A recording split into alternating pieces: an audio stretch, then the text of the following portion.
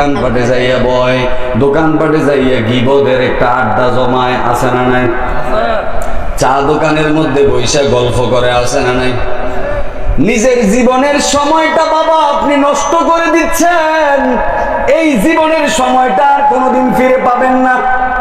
আপনার জীবন থেকে একটা ঘন্টা চলে গেছে, আর কোনোদিন এই ঘন্টাটা আর কোনোদিন ফিরে আসবে না। একটা দিন চলে যায়, মৃত্যুর কাছাকাছি আপনি একটা দিন সামনে অগ্রসর হয়ে গেছেন। আজকের এই মাহফিল, এখানে আমার অনেক মুরব্বী বাবারা বসে আছেন, আমার চাচার সমতুল্য যারা আছেন, আমার জেঠার সমতুল্য যারা আছেন, সবাই আমার এখানে আপনজন।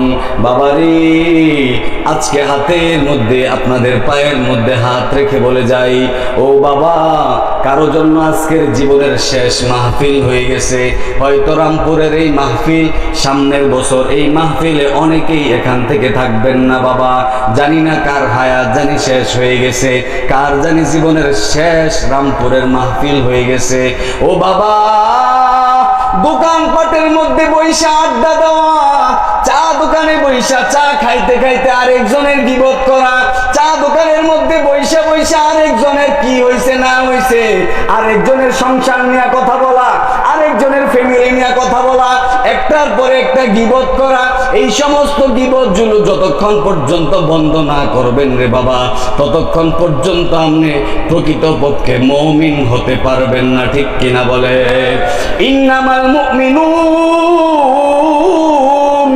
ইন্নামাল মুমিনুন আল্লাযীনা ইযা যুকিরাল্লাহ,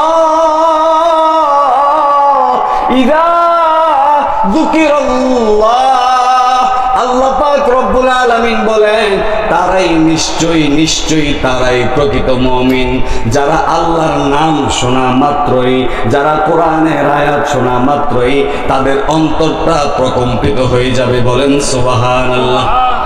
তারাই প্রকৃত মুমিন, তারাই প্রকৃত মুমিন, যারা আল্লাহর নাম শোনা মাত্রই তাদের কলব প্রকম্পিত হবে। সুবহানাল্লাহ।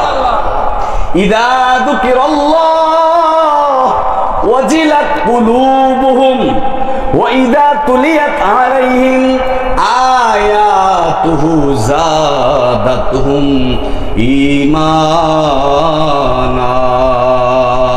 কোরআনের আয়াত একবার শুনবে তার ঈমান বাড়তে থাকবে, আরেকবার শুনবে তার ঈমান আরো উপরে উঠবে, আরেকটা আয়াত শুনবে তার ঈমান আরো বাড়বে। যার ঈমান যত মজবুত হবে কোরআনের আয়াত শোনার সঙ্গে সঙ্গে, তার ঈমান, তার কলবটা তত ঈমানের দিয়া, ঈমানের স্বাদ দিয়া ভরপুর হয়ে যাবে। বলেন সুবহানাল্লাহ। ঈমানের স্বাদ, যে যত বড় মুমিন, যে যত বড় মুমিন, যার ঈমান যত মজবুত, তার সামনে কোরআনের আয়াত যত তেলাওয়াত করা হবে, তার ঈমান ওই পরিমাণ বাড়তেই থাকবে, বাড়তেই থাকবে, বাড়তেই থাকবে। বলেন সুবহান।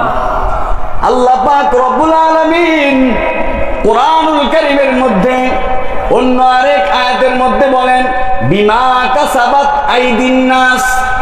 আজকে আমাদের সমাজের মধ্যে, আজকে আমাদের এলাকার মধ্যে, আজকে আমাদের দেশের মধ্যে, সারা বিশ্বের মধ্যে যত ধরনের বিপদ আসতেছে, যত ধরনের আযাব আসতেছে, করোনা নামক আযাব, সিডর নামক আযাব, ঘূর্ণিঝড় নামক আযাব, যত ধরনের আযাব আসতেছে, সমস্ত আযাবগুলো বিমা কাসাবাত আইদিন নাস, সবগুলো আমাদের হাতের কামাই। সবগুলো কার কামাই? আমাদের হাতের কামাই। বলেন কার কামাই? আমাদের হাতের কামাই। আমরা যত গুনাহ বেশি করতেছি, বিপদ তত বাড়তেছে।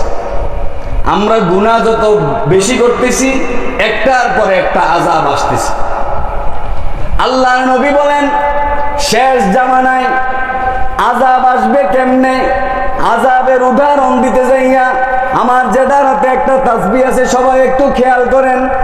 আমার নবী সাহাবাই কেরামদেরকে ডাক দিয়া বললেন, ও সাহাবাই কেরাম, শেষ জামানায় তোমাদের কাছে তোমাদেরকে এই হাদিসটা সারা বিশ্বের মানুষের কাছে পৌঁছায় দাও।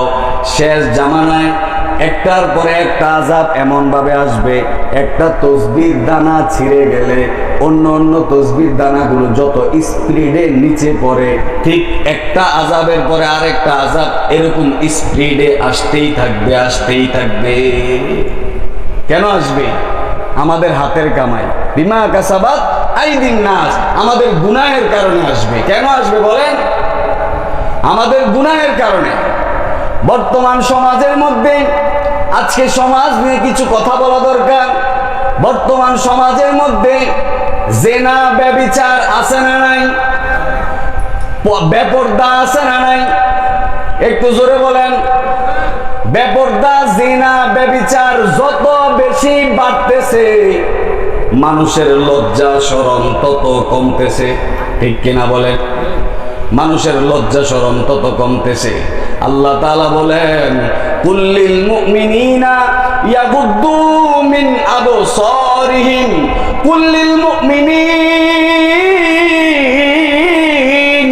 কুল্লিল মুমিনিন, ওই সমস্ত মুমিনদেরকে জানায় দাও, ইয়াগুদ্দু মিন আবসারিহিম, তারা যেন তাদের চক্ষুকে নিচের দিকে রাখে, তারা যেন তাদের চক্ষুকে নিচের দিকে রাখে, তারা যেন তাদের লজ্জা স্থানকে হেফাজত করে। ওয়াহফাজু ফুরুজাহুম, তারা যেন তাদের লজ্জা স্থান হেফাজত করে। এখন আল্লাহ পাক রব্বুল আলামিন এই শব্দগুলো বলার পরে এরপরের শব্দের মধ্যে আল্লাহ পাক বলেছেন, যালিকুম খায়রুল লাকুম ওয়া আতহার, যদি কেউ তার চক্ষু নিচের দিকে রাখে আর লজ্জা স্থান যদি কেউ হেফাজত রাখে, আমি আল্লাহ ওয়াদা দিলাম এইটার মধ্যেই তার দুনিয়া ও আখিরাতের কল্যাণ রয়েছে। বলেন সুবহানাল্লাহ। তাহলে কল্যাণ আছে দুই জিনিসে। আজকে একটা মেসেজে আপনাদেরকে দিয়া এখান থেকে ইনশাআল্লাহ বিদায় নিব। কল্যাণ আছে কয় জিনিসে? জোরে বলেন, কয় জিনিস? এক নাম্বার, চক্ষু নিচের দিকে, মানে চোখের হেফাজত। কিসের হেফাজত? চোখের হেফাজত। দুই নাম্বার, লজ্জা স্থানের হেফাজত। দুই নাম্বারে কি? জোরে বলেন, লজ্জা স্থানের হেফাজত। যদি কেউ চক্ষু হেফাজত রাখে আর লজ্জা স্থান হেফাজত রাখে, আল্লাহ পাক রব্বুল আলামিন বলেছেন, যালিকুম খায়রুল লাকুম ওয়া আতহার, আমি এটার মধ্যেই তার জীবনের শ্রেষ্ঠ পবিত্রতা রেখেছি। বলেন সুবহানাল্লাহ। তাহলে আল্লাহ তাআলা বলেন, তোমাদের পবিত্রতা, তোমাদের কল্যাণ এই জায়গায়, আর আমরা এই জায়গায় এই আমলগুলো না কইরা আমরা কল্যাণ খুঁজি অন্যভাবে। এই জন্য আমাদের কাছে কল্যাণ আসবে তো দূরের কথা, একটার পরে একটা আযাব আমাদের কাছে আসতেছে আসতেছে আসতেছে। ঠিক কিনা বলে? বন্ধু, মুয়াজ্জিন যখন আযান দেয়, হাইয়া আলাস সালাহ, হাইয়া আলাস সালাহ, আসো নামাজের দিকে।